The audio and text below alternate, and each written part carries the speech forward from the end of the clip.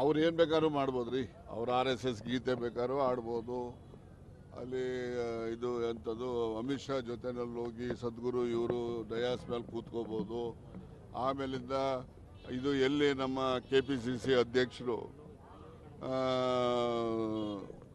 ಯಾವುದು ಪ್ರಯಾಗ್ರಾಜ್ದಲ್ಲಿ ಹೋಗ್ಬಿಟ್ಟು ನಾವು ಅಲ್ಲಿ ಪುಣ್ಯ ಸ್ನಾನ ಮಾಡಿಬಿಟ್ರೆ ಬಡವನ ಹೊಟ್ಟೆ ತುಂಬುತ್ತಾ ಅಂತ ಹೇಳಿದ್ರು. ಅಲ್ಲಿನೂ ಹೋಗ್ತಾರೆ. ಆಮೇಲಿಂದ ಅಂಬಾನಿ